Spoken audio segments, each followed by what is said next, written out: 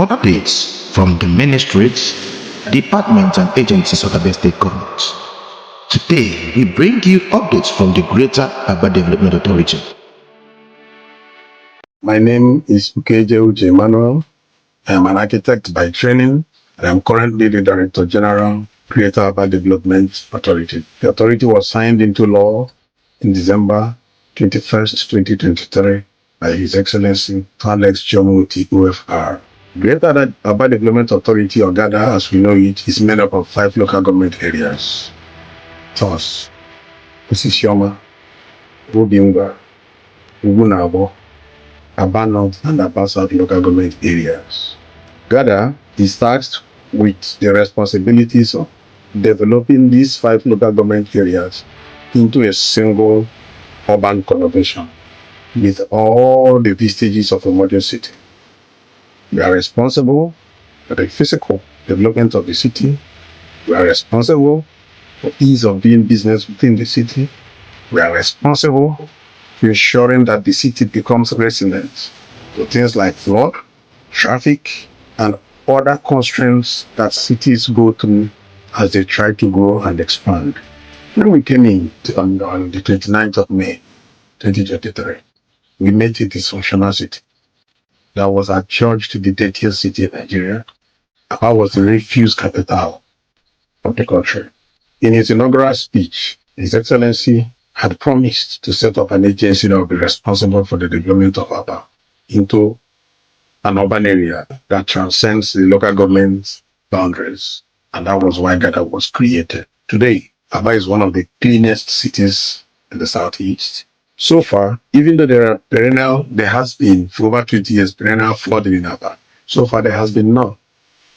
As we speak, His Excellency has done about 98 kilometers of road in Abia, cutting across these 5 local government areas. As we speak also, the process of producing a master plan for the city is ongoing and is about 40% completed. Before the end of this year, there will be signed into law a new master plan that will guide the development of Abia for the next 25 to 30 years. We're also working on setting up of the Osisioma industrial layout. There was one that was an informal industrial layout, but due to the vision of His Excellency, that is supposed to be expanded by over 4,000%. We look forward for harnessing the fullest potential of the geometric power that is also around there to attracting world-class companies that will create qualitative jobs for our people.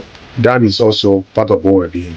And also part of the effort, we are looking at expanding Abia. Currently, Abia is about 70 square kilometers of landmass. Task is to increase Abia and expand the footprint to about 230 square kilometers by stretching the city far towards Port Harcourt in one direction, towards Abia in the other direction, and towards Ekorepene in the other direction. So the idea is to select generators of economic development and placing them strategically along these corridors that will help endanger growth. Part of the plans too is to control the development of markets and commercial activities within Abia.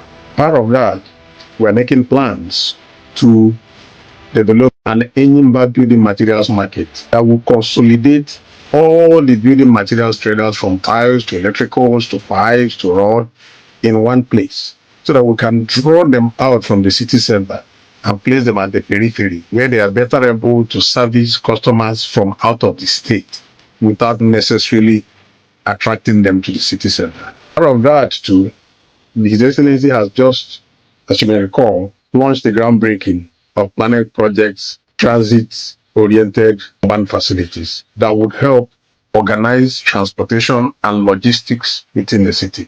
And once those things are done, Abia will become more legible, more accessible, an expanded city that is much more livable. And just recently, His Excellency has approved for GADA to start our pilot scheme, urban renewal scheme, and we have chosen a site in Abia that will be transformed to what the original vision for that city is.